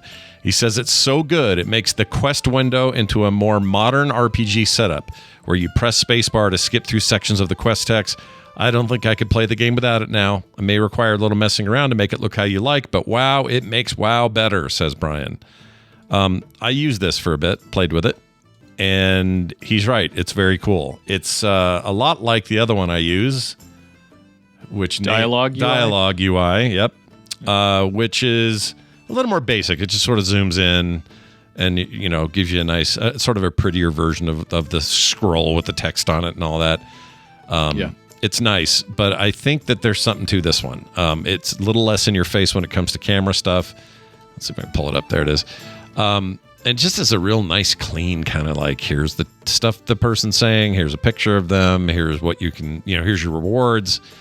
Like, it's just a nice alternate to other, and there are plenty of other mods that try to do similar stuff like this, but this one seemed really good to me. So I'm keeping it. I'm going to hang on to it. and I appreciate his recommendation. So check that out. Yeah, I think I'm going to try it out too. I use Dialogue UI right now, and I like that, the way that changes. But this, I'm going to check this one out too. Yeah, I think you'll like it. The not having it zoom up every time is actually helpful for me because I find that it's a little annoying. It sometimes freaks out and messes and doesn't reset your camera distance, and then you have to do it. It's obnoxious. But this just keeps you locked, so it's kind of nice. We got a text from an anonymous listener who said, "This is for the instance. I saw Scott's video about heroic Queen Ansarek. And we hit the same wall. You'll eventually stop getting one shot in bulk by phase 1 mechanics, only to wipe in phase 2 because you don't have enough DPS alive still to meet that check. We routinely wiping around 40 to 45% now. Clean phase 1, still wiping on phase 2. But if we're lucky enough to hit phase 3, not enough people still up. We resigned to heroic Anduin levels of wipes before the kill at this point. Good luck, says this anonymous person. So we've had some progress since phase 1. Phase 1's down. We're good. We got that. Also, we tried something different when you weren't there this past week. Oh, yeah. Tell me. It's a recommendation I have for anybody who's working on heroic Queen Ansarek. Tell me more. You need to be like military boot camp level of training on your team. And so I suggested to our raid leader, Tanner, that we do this. Mm-hmm. And he was not there this past week either. So I was filling in with someone else. We were leading the team, and he said I was able to do this. And I called it a no death approach to learning the fight. Oh my. And so basically what we did in that first phase, it's so important in the first phase of Heroic Ansarek to have everyone alive going into the second phase that I said, okay, everyone, you're going to be forced to learn this, because now what we're going to do is if anyone dies, if one person dies in phase 1, we're not battle resing you. We're all wiping. We're all jumping off and we're starting over. Okay. And so we did that. And boy, it was a little uncomfortable at first, because there was a lot of like really frustrated cursing in Discord, voice chat, because we'd get halfway through first phase and then someone would make a silly mistake and they'd die and they'd be like, shut up. Yeah. Because they're the one that caused us to die. Yeah. But I think what happened was, and this is what the hope was, and I think it worked, is that you so badly do not want to be the cause of the wipe that you figure out how to become hyper focused during that phase. You guys did like your own like Stanford study, basically. You were like, you know what I mean? Like, this leaves a little intimidation, a little bit of embarrassment, a little humiliation. And that wasn't the goal. I wasn't trying to embarrass or humiliate anyone. I just wanted everyone to feel the weight of needing to stay alive. Yeah. And I think it worked. Everybody learned that fight, that first phase, really well, and so we're really getting through it very well. Do you know what the percentage is now as of Friday? I don't remember. Somebody said something. We got Ansarek. We got to phase 3 down to I think 35%. It's pretty good. It's pretty good. Well, I'll come mess that up on Friday. I'm gonna look forward to it. It'll be great. Yeah, we'll be right back to wiping on phase 1. When you miss a week, you do get rusty. It's like, and I'm not running LFRs or other groups, so I'm like, yeah, I come in a little rusty. It'll whatever. We'll make it quick. It'll be painless. Yeah, it's all right. Don't worry. Just keep making nipples DPS, and everything will be fine. All right. Here's another one from Dave Wells. I'm doing a little catch up on all our piled up emails here. Yeah, let's do it. Says, hi, number 1, a media center where I can watch all the cinematics available and unlocked. I think that would be cool. I think this is just something he wants. Yeah. Says number 2, if they make content, where you might be attacked in your home, I want to be able to contact Charlie from John Wick, flip him a few gold coins, and have his crew clean up bodies from my player housing. I know that this is an impossible stretch, but I can dream. So a little housing idea there. I don't think that's going to happen, but I like it. Thanks to both of you for bringing the instance back.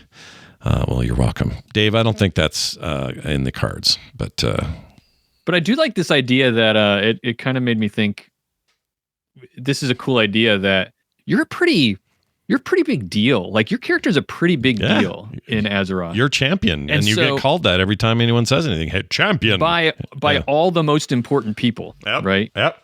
And they know you, and you're a big deal. When they need shit to get taken care of, you're who they call. So it makes sense to me that if there's a big evil faction of people who are trying to do some bad things and they're worried that they might get stopped, you might be someone that they try to take care of. They might attack your home. Yeah. So I like this idea that you'd have to go home and defend your home, or maybe you come home and like your house is ransacked. And I mean, there was a bit of that in the garrisons, right? Although I think you had to trigger it, but you had phases of that thing where, you were being attacked and you had to fight people off and whatever. I think they could refine that and make it like almost like notify you in the game there's trouble at the homestead or whatever. And then you can decide if you want to go right back then, but it doesn't necessarily like in Fallout 4. Yeah. Yeah, kind of. And it doesn't have to be timed though. I mean, you could go later and deal with it, but there's fun to be there, to be had there. I also really like his idea of a media center where you can watch all the cinematics. Now, it's a little weird and a little out of the fantasy, but you can have like a little magical arcane projector or something that just lets you sit down and go, I want to see the intro to Warlords. Yeah, I mean, don't even bother putting it in the game, really. The Blizzard launcher is a perfect place for that. That's true. It's just already in there. Yeah.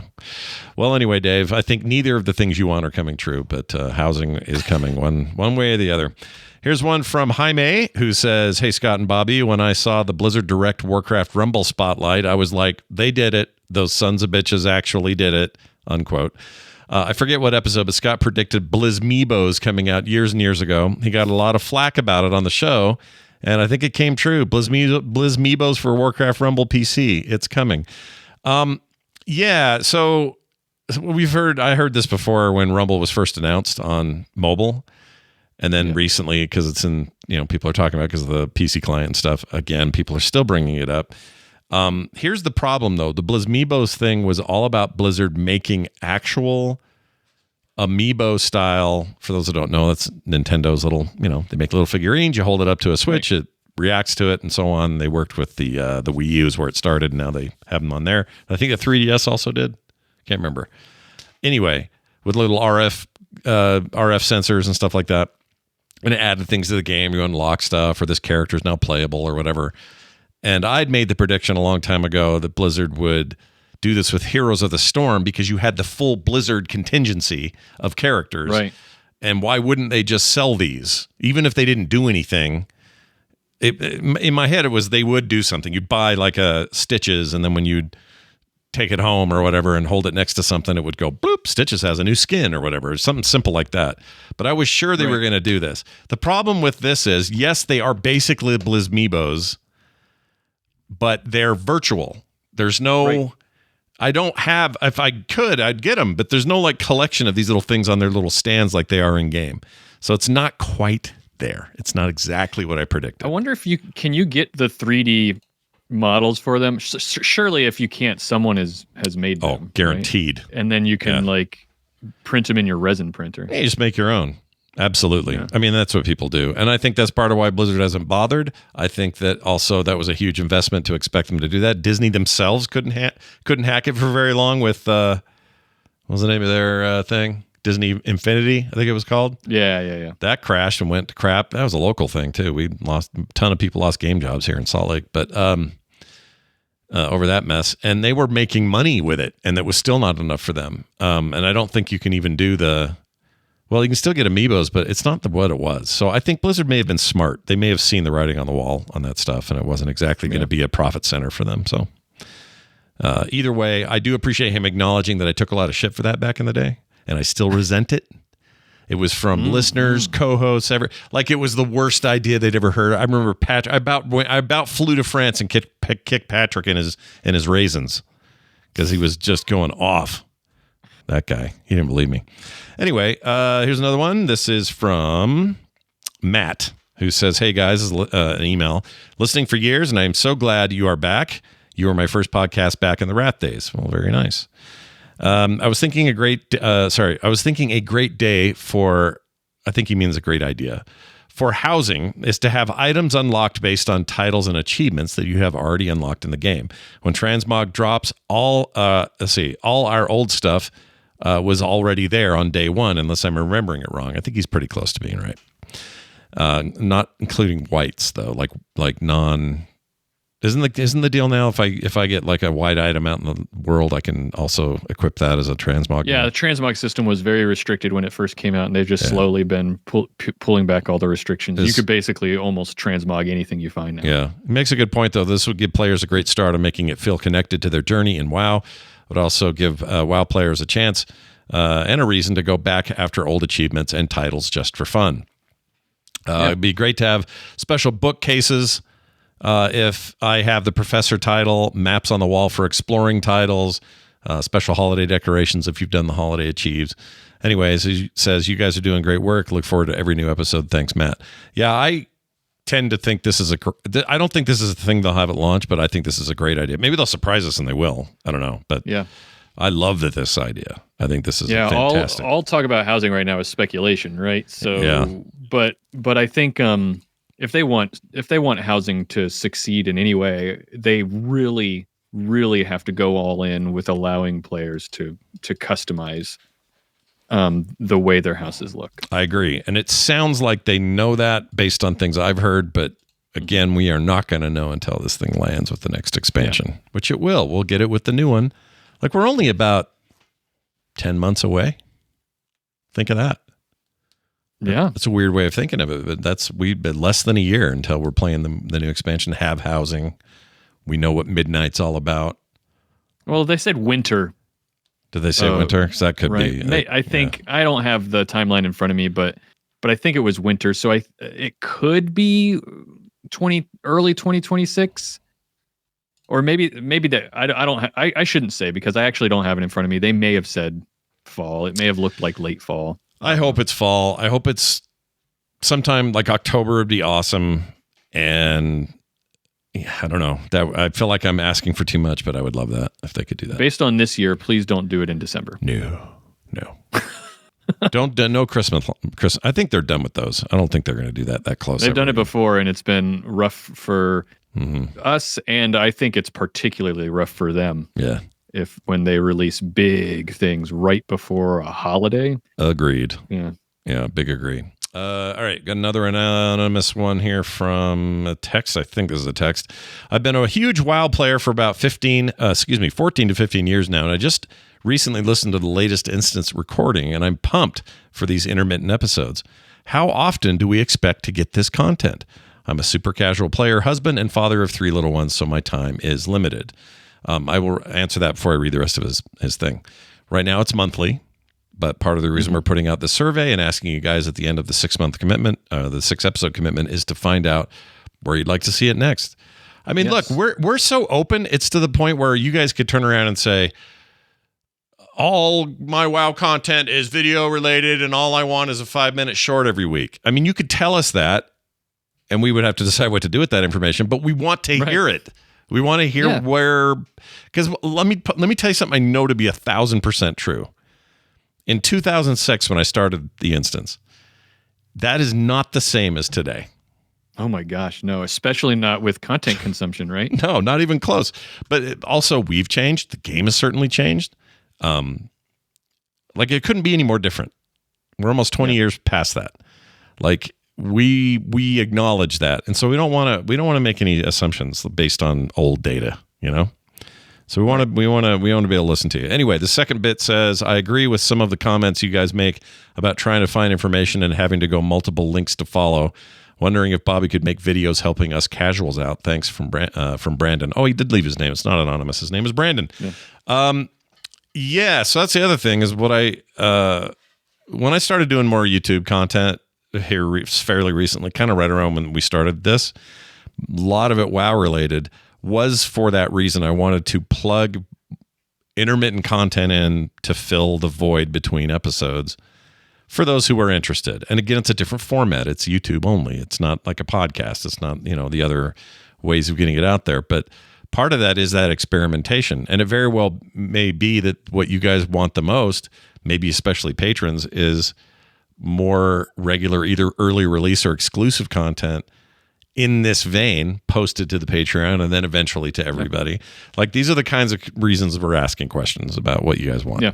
So you specifically were asking about if I wanted to make content to help out you casuals. Yeah, dirty casuals.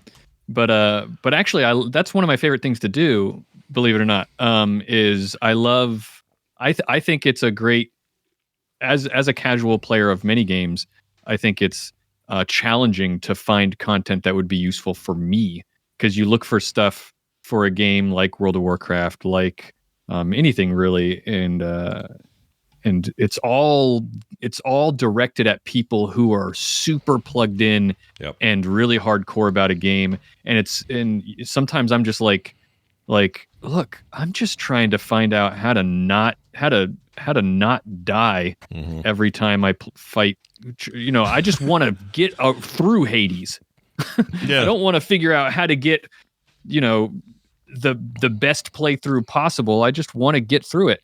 And there's not a lot of so I love making content to like say, look, I know you just have never tried Mythic Plus before and it seems intimidating. So here's some content to help those people. So yes, I would love to do that.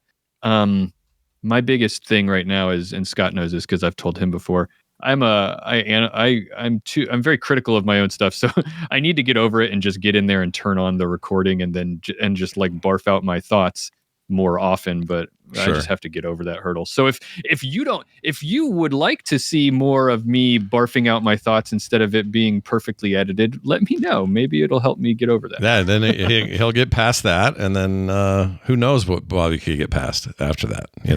Think of the children or something. I don't know what I'm saying. Yeah.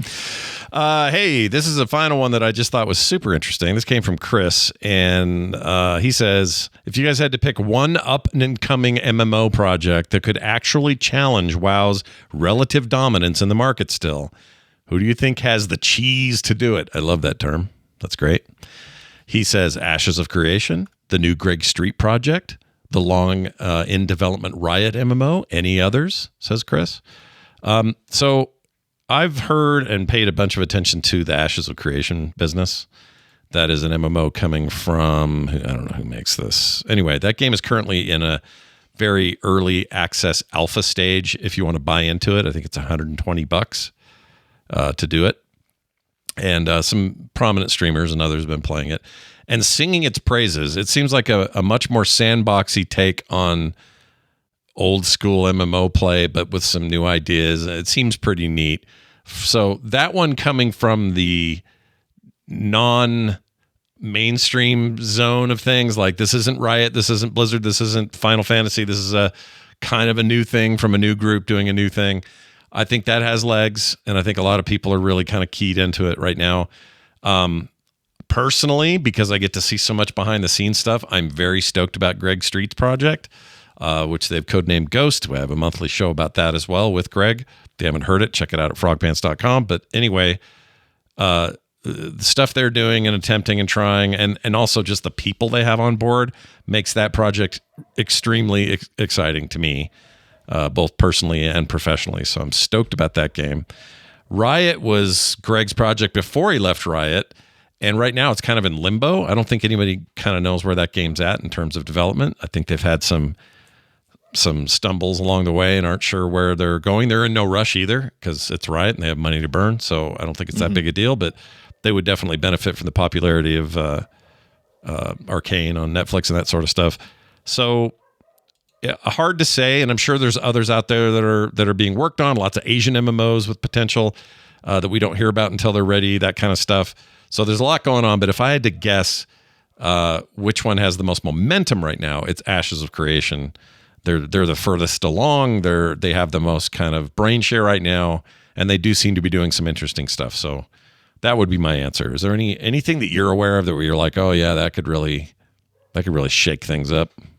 No, if I'm going to be honest, I don't really know a lot about MMOs because I'm not really interested in any, because I'm happy playing WoW.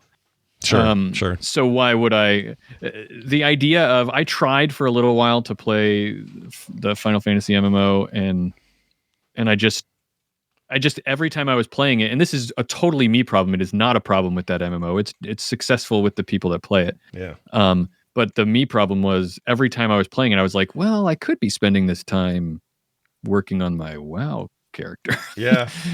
Yeah. And part of that is because that's where the people that I play with are, is World of Warcraft. Right. If an MMO, that's the challenge. There's one of two things are going to have to happen. The challenge is either the people who are currently playing things like World of Warcraft, if you have a new MMO, you're going to have to not just get one or two people, you're going to have to get all of their friends as well.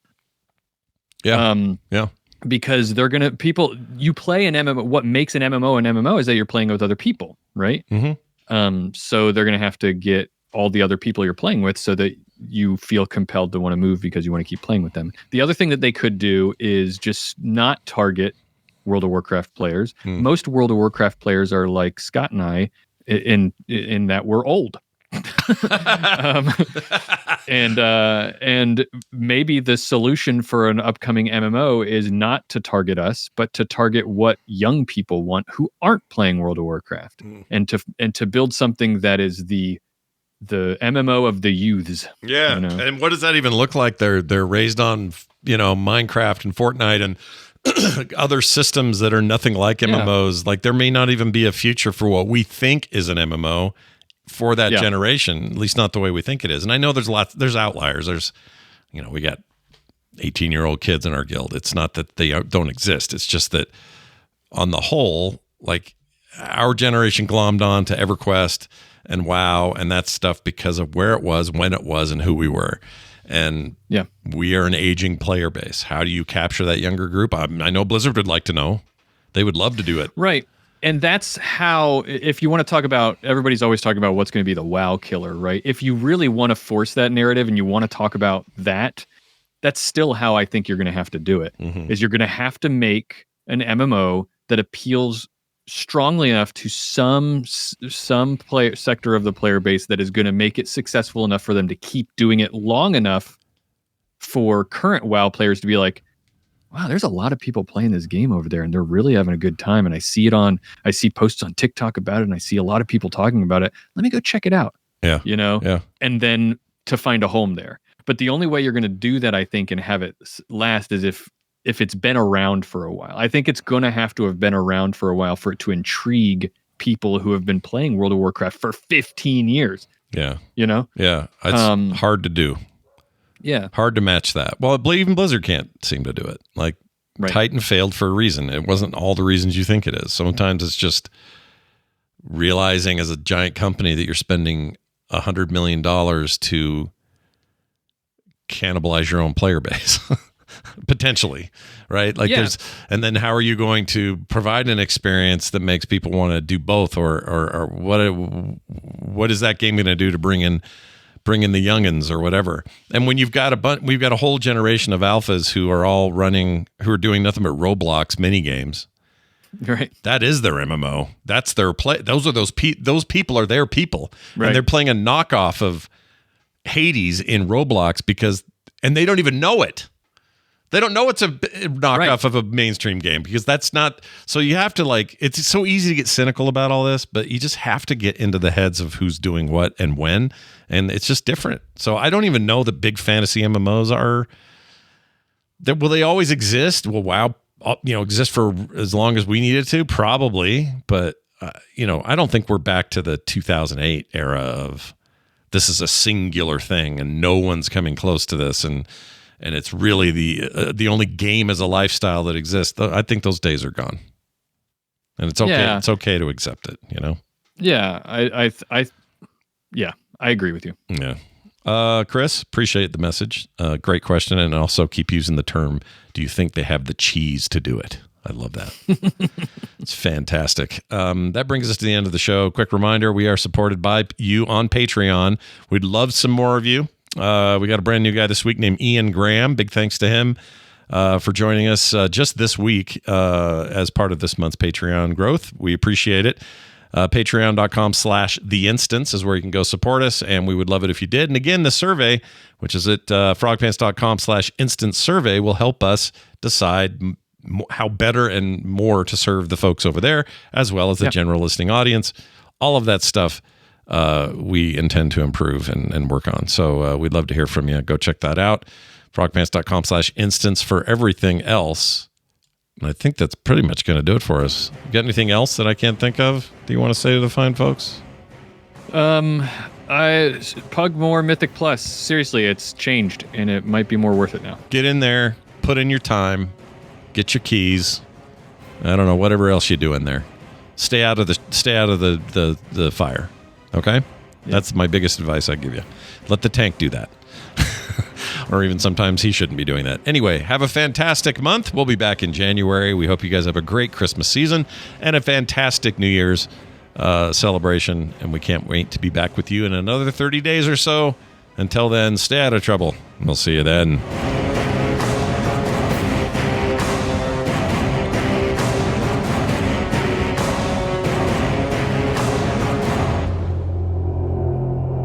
Those pants are made for frogging, if you know what I mean.